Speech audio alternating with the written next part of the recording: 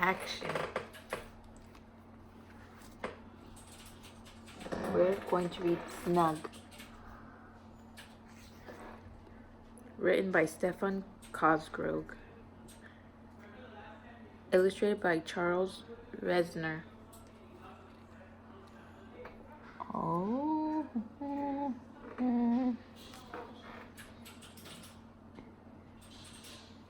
Okay.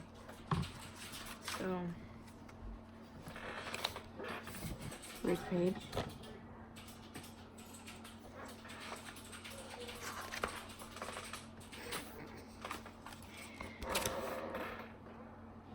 Here's the second page. As you lay on a summer's day in a warm and sunny place, don't look up into the skies. Instead, look down and squint your eyes.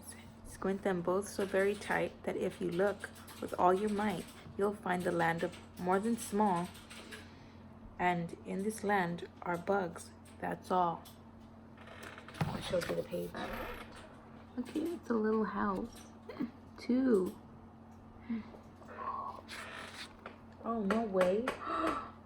There's 2 books. No way. Okay. Snug was small, even for a bug, but he had a big imagination. He loved to race through the blades of grass that are the forests around Bugville with a sheet tied around his neck and pretend that he was the famous hero Superbug and that he could fly through the air faster than a speeding hornet. Cool.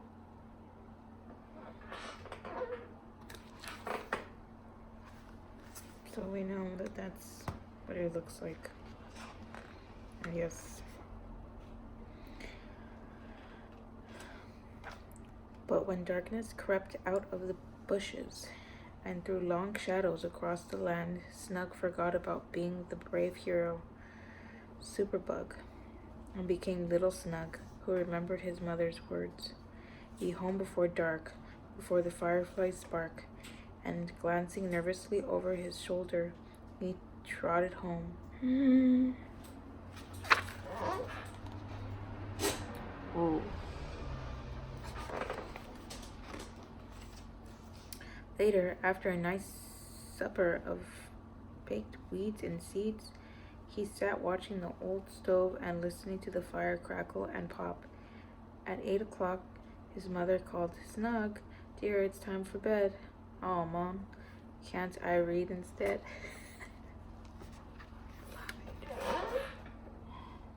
Oh. Okay. No, you can't, she said. When you are grown up, you can stay up late, but now you are still just a buglet. So as slowly as he could, Snug brushed his teeth and finally, with his hand trailing on the wall to slow him down, he headed for bed.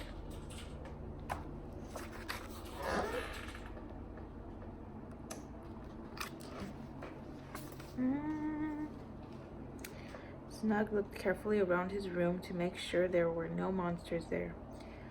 When he was sure, he jumped into bed and pulled the covers up to his nose.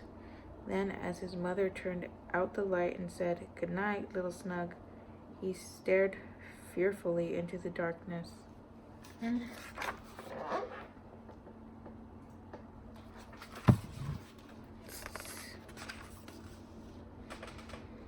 Slowly, right before his eyes, the shadows began to take shape and to slip and slink around Snug's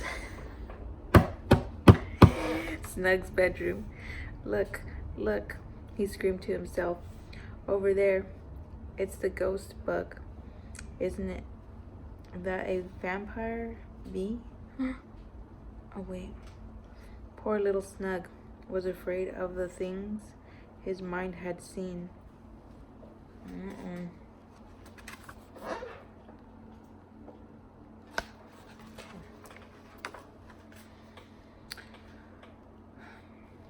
With dawn All the shadows slipped beneath the door and found some shady place to sleep the day away.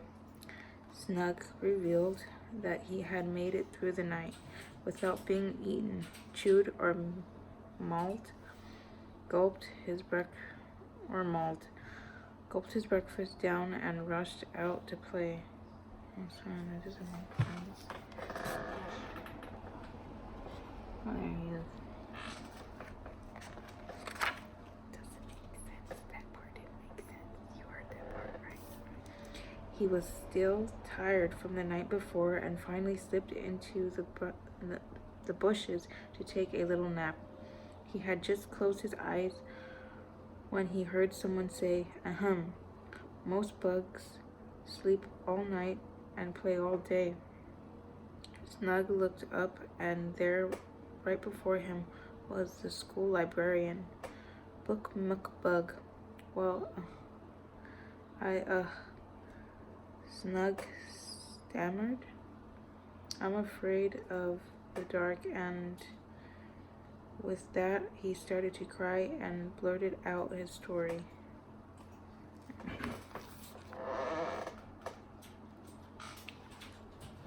Wait. Okay.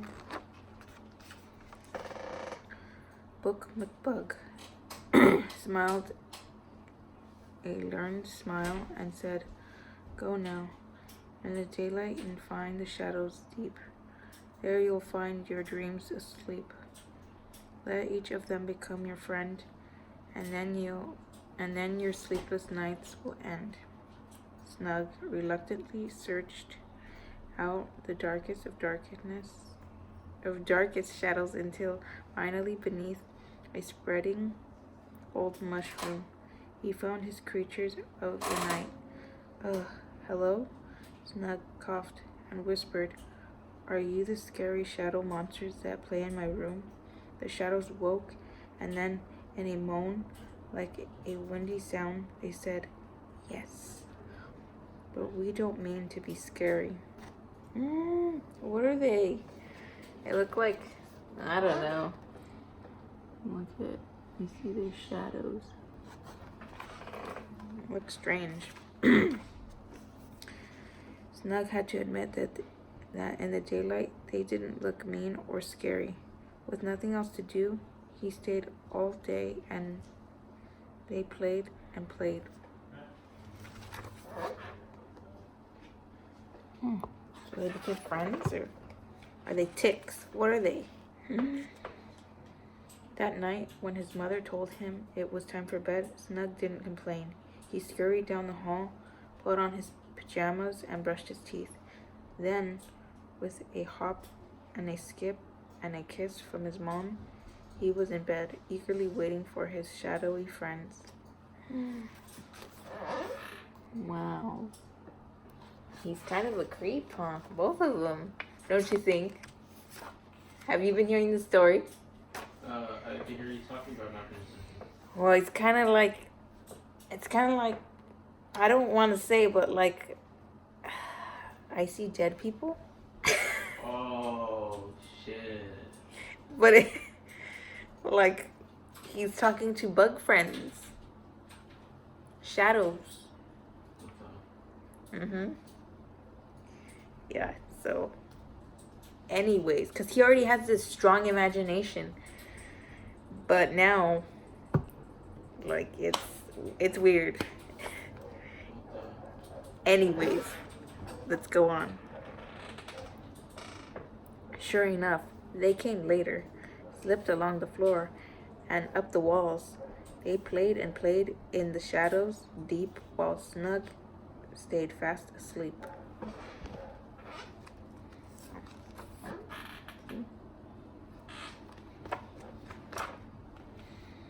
If the dark you find some creatures from your mind, remember a bug named Snug and go to sleep.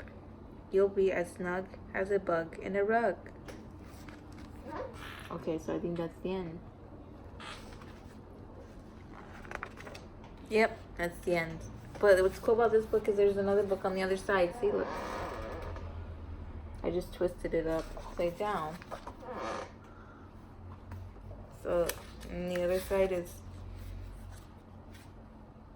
humbug. So, read that another time. That was fun. Thanks for watching this fun video of me reading a book, a bedtime story or whatever story, a real story, a good story. And like, comment, subscribe, share the video, and thanks for watching.